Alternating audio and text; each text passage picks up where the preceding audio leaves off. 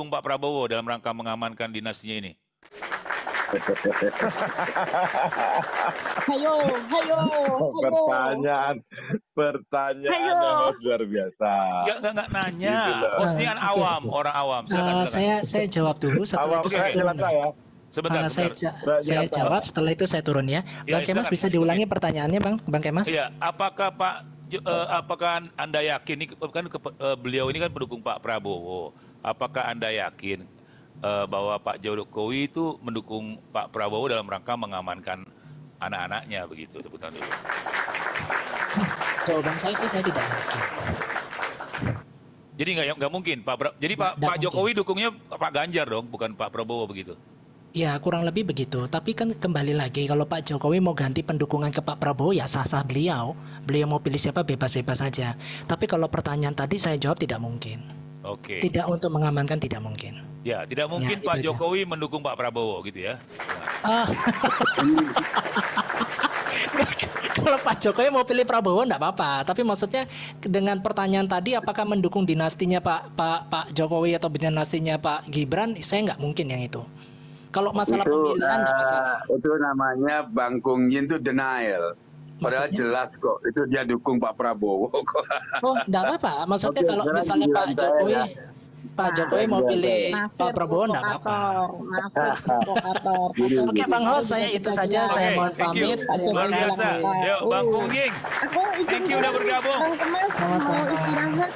Ya, silakan mau closing. Assalamualaikum semuanya. Ya, silakan. Waalaikumsalam, Mbak Pesek. Ya, silakan. Bang Bukan Caleg belum jawab. Sebentar, Bang Bukan Caleg belum jawab tadi. Baru Bang Kung Yin yang jawab. Tepuk tangan dulu. Udah. Apa jawabannya? belum jawab. Belum. Oh ya, jawaban tadi. Iya, udah saya jawab kok. Udah saya jawab. Itu pasti untuk mengamankan. Bukan, Bang Nasir tuh bukan pendukung Pak Prabowo.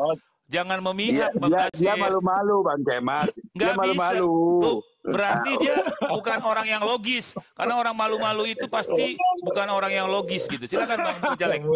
Orang malu-malu itu orang terpinggirkan. Enggak. Orang malu-malu itu orang-orang yang bersandar pada perasaan, bersandar pada mimpi-mimpi buruk. Itu menurut saya bukan caleg gitu loh. Silakan. Iya, filosofisnya hebat ya, mimpi buruk. Saya rasa ini semua dalam hal politik ya, apalagi politik mendukung, itu tidak ada semuanya pasti kita bilang ada udang di balik bakwan. Yeah. Nanti kalau udah kita makan udangnya, sama bakwannya enak, pakai namanya sambal. Okay. Itu saja saya mau jawab. Jadi tidak ada namanya siang yang gratis itu pasti. Terutama politik. Berarti Anda yakin bahwa nggak ada makan siang gratis, Bang Kemas, istilahnya gitulah. Bukan, berarti dia yakin bahwa Pak Jokowi mendukung Pak Prabowo, begitu loh. Ini orang logis semua di sini. Kasihan. Ya kalau Pak Jokowi mendukung Pak Prabowo, tidak ada makan siang gratis, Mas Kemas. Iya itu tidak maksudnya. ada udang di balik. Iya, makanya tidak ada udangnya. Iya, makanya saya menerjemahkan kalimat Pak Anda kan itu. Belum menentukan pilihannya. Iya, betul. Gitu loh. Tetapi kan gesturnya Anda udah bisa baca dong kemana gitu. Kalau gestur iya mungkin, tapi kalau verbal belum, itu saja. Tapi berarti Anda nggak yakin ya Pak Jokowi mendukung Pak Prabowo? Ya sebagai pendukung yang rasional kita lihat saja lah Bang. Didukung. Atau nggak penting. Dukungan Pak Jokowi itu nggak penting dukungan Pak Jokowi itu nggak penting buat Pak Prabowo. Bukan nggak penting. Artinya Pak Prabowo ini kalau didukung alhamdulillah Pak Jokowi, tapi kalau tidak didukung kita pun akan bismillahirrahmanirrahim. Ya itu mental pengemis bro. Kalau dikasih alhamdulillah, kalau nggak dikasih ya udah nggak. Itu bukan mental seorang pejuang, beda loh. Ya, Prabowo nggak begitu. Prabowo nggak begitu. Mental pejuang nggak begitu bro. Kalau dikasih alhamdulillah, nggak dikasih nggak apa-apa. Aduh. Kalau saya tambahkan bukan kebalikannya tuh. Versi Pak Prabowo berharap boleh dong. Nah, itu aja jawabannya. Oke. Berarti Anda bukan pendukung Pak Prabowo sejati karena beda Anda dengan Pak Prabowo nih kayaknya. Oke. Silakan. Sabar. Kita ke kalau politik basa-basi bukan Pak Prabowo. Pak Prabowo itu tegas. Tidak. Oh, katakan tidak. Oh, begitu kalau Pak Prabowo kalau saya lihat. Karena nonton Mata Najwa yang terbaru dia bilang berharap. Iya. Oke. Baik. Karena Pak, kita ke Bang Ahmad dulu. Bang Ahmad, bagaimana tanggapan Anda? Ini kayaknya Bang bukan caleg nih malu-malu mengatakan Pak Jokowi itu mendukung penuh Pak Prabowo. Silakan Bang Ahmad. Ya, silakan. Seperti yang terakhir ya, kata-kata terakhir dari Bang bukan caleg itu kan ya terakhir pernyataan dari Pak Prabowo sendiri di Mata Najwa begitu ya. Iya. Ya istilahnya kan Mata Najwa juga mempertanyakan pertanyaan yang sama dengan Bang Kemas kepada Pak Prabowo begitu. Iya. Pak Prabowo juga mengatakan ya berharap boleh dong begitu. Nah, itu jadi keren berharap. Oh, keren. Iya kan? Oh, berharap. Berharap. Itu Prabowo banget. Itu berarti yang dia pertama. Seorang jenderal, kalau enggak ya dikasih nggak apa-apa, kalau nggak dikasih itu kayaknya bukan mental Prabowo gitu. Ya, tepuk tangan dulu. Silakan Bang Ahmad. Nah, tetapi dalam faktanya dari mulai deklarasi begitu kan, dari mulai deklarasi Pak Ganjar sampai bulan Pak Soekarno begitu kan, kita bisa melihat itu begitu. Ya, oke. Dari pernyataan Pak Jokowi, dari pernyataan Pandana Baban juga bahwa Ganjar ini memang sudah dipersiapkan oleh PDIP ini sejak tahun 2021 ya. PDIP beserta dengan Jokowi juga. Disambut lagi dengan pernyataan Pak Ganjar begitu kan ketika safari politiknya bahwa beliau punya mentor. Siapa mentornya? Pak Jokowi. Nah ini jelas. Dan ada satu pernyataan dari Pak Adian Apitupulu juga begitu kan. Ketika jalan dengan Pak Jokowi, Pak Adian bertanya kepada Pak Jokowi, Pak, Bapak dukung siapa? Pak Prabowo apa Ganjar? Gitu kan. Jelas di sini Pak Jokowi mengatakan Ganjar. Nah itu mungkin ya. Jadi bisa menjawab dong ya secara lugas bahwa Pak Jokowi memang mendukung Ganjar begitu. Baik, tepuk tangan dulu. Oke. Jadi Pak Jokowi menurut Adian Apitupulu menyebut nama mendukung Pak Ganjar gitu ya. Begitu ya Bang Ahmad. Tolong dikomentarin dulu. Betul. Oke. Bukan klaim itu ya menurut Bang Adian Apitupulu. Oke. Oh, iya. Oke. Silakan Bang Farlok. Ya, Bang Farlok. Silakan Bang Farlok. Oke, terima kasih ya. Sangat naif sekali ya. Kadang pendukung Ganjar ini tentang bagaimana mensikapi ini politik ya, tentang sinyal-sinyal politik dari Jokowi itu sendiri. Yang pertama tadi Bang Ahmad yang katanya adalah Ganjar dipersiapkan dari awal oleh PDIP, oleh Jokowi. Padahal Ganjar itu dikritik habis-habisan sama partai PDIP. Bagaimana mungkin disiapkan tapi dikritik habis-habisan? Karena yang disiapkan bukan Ganjar, bro. Yang disiapkan itu Puan, ya. Tetapi karena elektabilitasnya kalah baru Ganjar. Ganjar itu memang di endorse oleh Pak Jokowi untuk dipasangkan dengan Prabowo. Jadi sebenarnya secara sinyal-sinyal politik itu jelas. Pak Jokowi itu ke Pak Prabowo, itu yang pertama ya. Kalau Anda mengatakan dari Adian Apitupulu, pengakuan Adian Apitupulu yang masih pengakuan melalui orang kedua, tetapi perkataan yang langsung diucapkan di media dan di depan wartawan, Pak Jokowi 2024 giliran Pak Prabowo. Itu malah lebih kuat lagi sinyalnya. Ya. Kalau kita mau adu hierarki dari kekuatan dari statement dari Pak Jokowi, kekuatan itu malah di depan orang banyak, di depan media dia berkata bahwa 2024 giliran Prabowo. Nah, saya mau flashback nih biar menyegarkan ingatan kita, dan itu kenapa di kampus-kampus itu ada jurusan sospol itu. Jadi kalau analisa politik itu tidak ngawur. Kita lihat di 2019 di bulan Juli ketika terjadi pertemuan ya antara Pak Jokowi dengan Prabowo Subianto. Itu inisiatif siapa? Ya, di atas MRT itu inisiatif Pak Jokowi.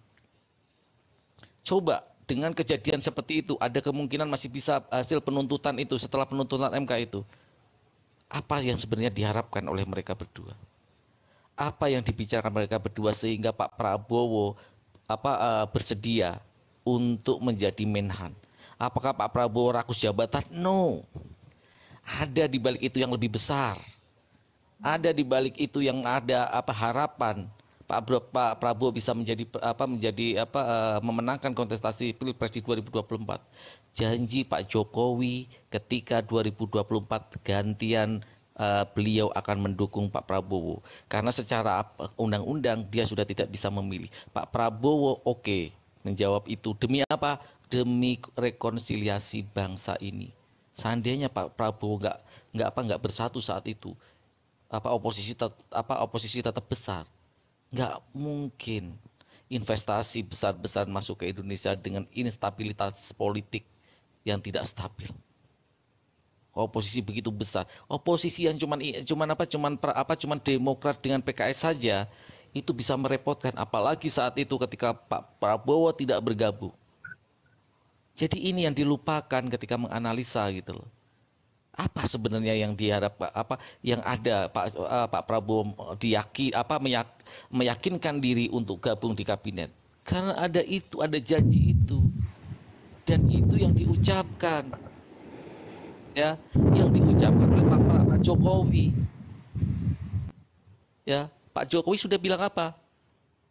2024 giliran Prabowo. Jangan lupakan itu.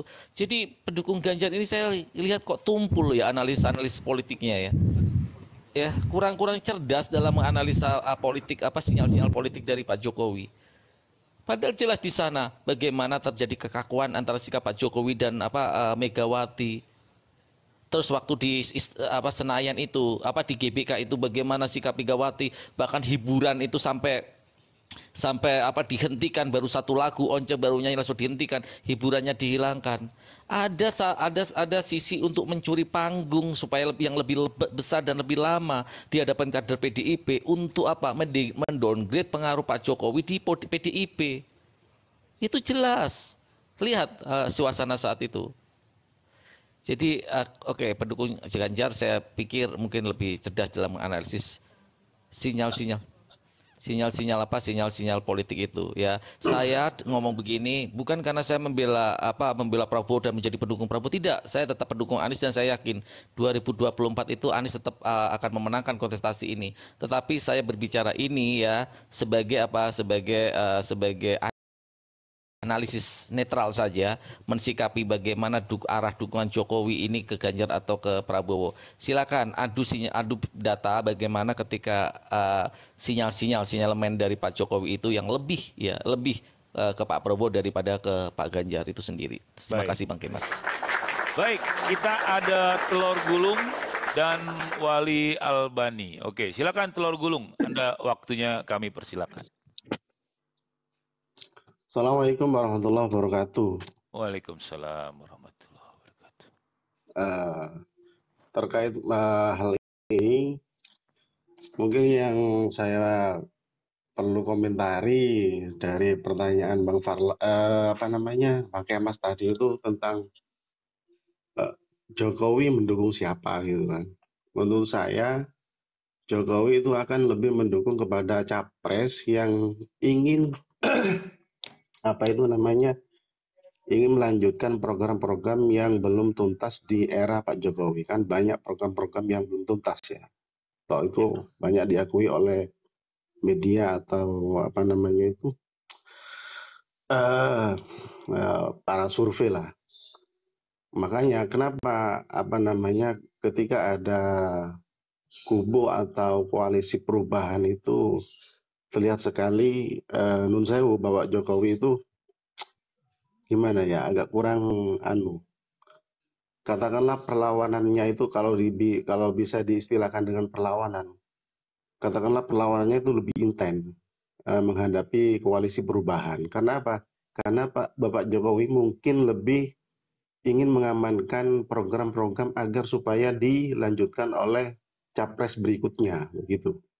Nah, terkait yang kedua, terkait tentang apa yang disampaikan oleh Bang Farlok, itu betul bahwasanya Ganjar itu bukan kader yang disiapkan oleh PDIP.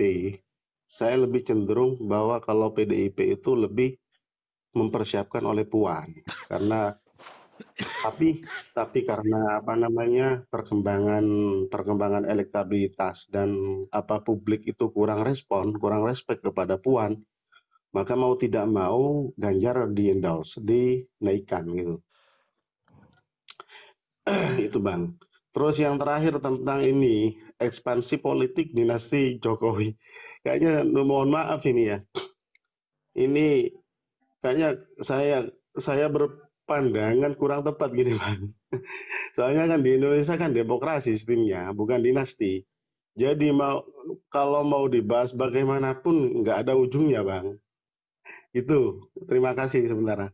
Baik. Ya, Anda nanti marahin Tempo ya kalau Anda nggak setuju. Oke, silakan Bang Wali Al-Banjari, jangan terlalu dekat dengan mic. Suaranya gerujuk. Ya, Assalamualaikum warahmatullahi wabarakatuh. Ya, jangan terlalu dekat dengan mic, Mas. Suara nafas itu berisik banget. Ya, segini cukup bisa. Ya, oke. Oh iya. Ya, Assalamualaikum warahmatullahi wabarakatuh. Waalaikumsalam. Saya ucapkan ini untuk semua ya, bukan hanya untuk host. Itu kan kata bijaknya seperti itu. Host yang terhormat dan peserta diskusi yang saya muliakan, saya ingin mengatakan pointer-pointernya saja.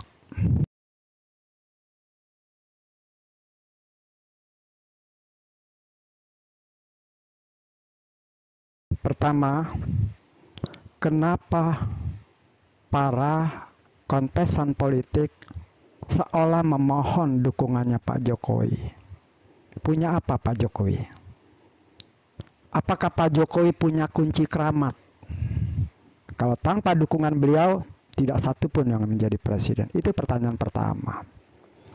Ya, itu pointer pertama. Kedua, kalau kita bicara dinasti, itu persepsi namanya. Hanya persepsi saja, sah-sah saja.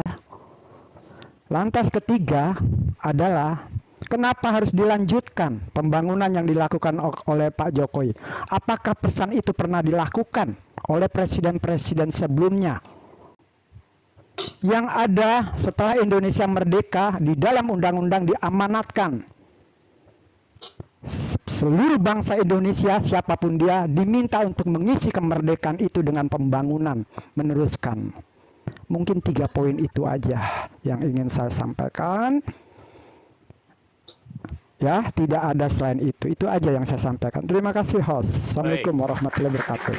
Baik, Mbak Yeni Agustina, silakan. Mbak Yeni, silakan. Oke, terima kasih. Selamat pagi, assalamualaikum, salam sejahtera semuanya. Menarik sekali diskusi kita pagi ini. Ya, terkait ini yang di latar belakang dinasti, kedinastian. Benar kita negara demokrasi, benar kita negara republik. Namun feodalisme itu dari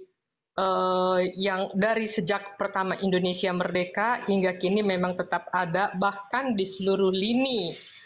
Akan tetapi menurut hemat saya sah-sah saja jika keluarga maju kepada posisi judikatif maupun legislatif dalam ketatanegaraan apabila memiliki kemampuan untuk memanage negara, dekat kepada rakyat, mencintai rakyat, melindungi rakyat, dan juga mensejahterakan rakyat.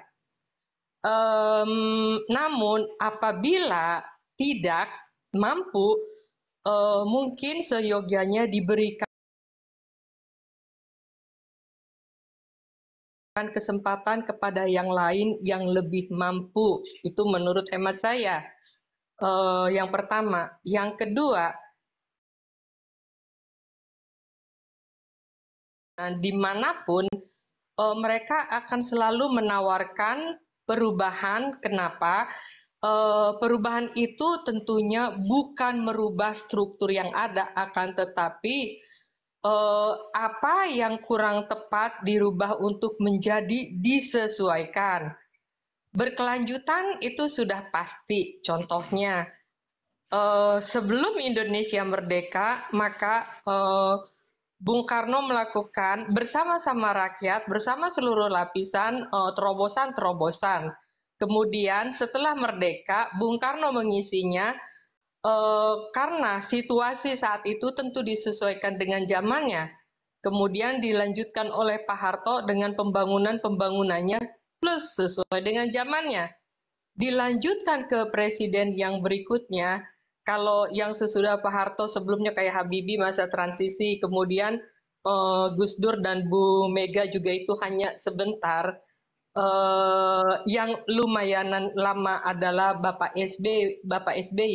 Bapak SBY tentunya dia melanjutkan pembangunan apa yang telah dilakukan oleh dua presiden yang sebelumnya, kemudian dilanjutkan kembali oleh Pak Jokowi. Nah, yang berikutnya sudah pasti akan melanjutkan, tidak akan meninggalkan atau merubah atau mengganti sistem, karena jika melakukan hal yang demikian tentu itu akan mengulang kembali kesalahan dari yang sebelumnya.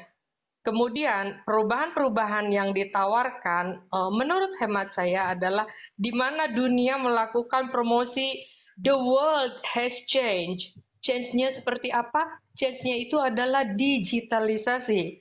Kemudian pertanyaannya, apakah pembangunan infrastruktur bisa didigitalisasi? Tentu tidak. Digitalisasi adalah pada manajemen. Jadi sistem manajemennya mungkin yang akan dirubah sesuai dengan zamannya.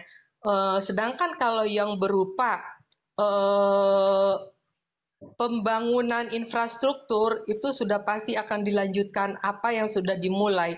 Tentunya tidak ditinggalkan. Apabila ditinggalkan, itu yang disebut dengan mangkrak.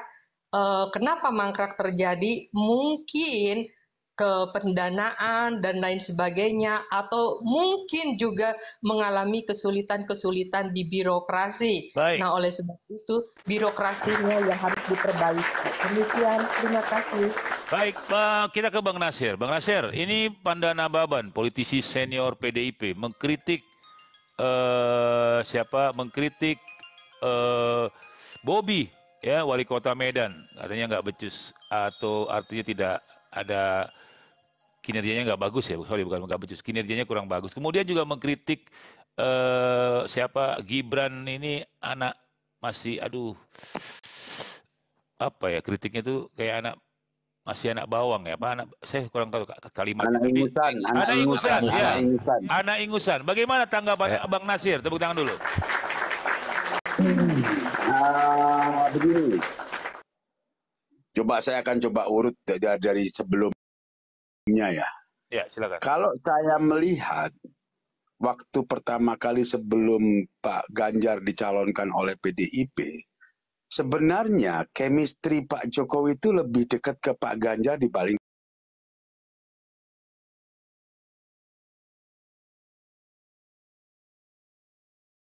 Prabowo.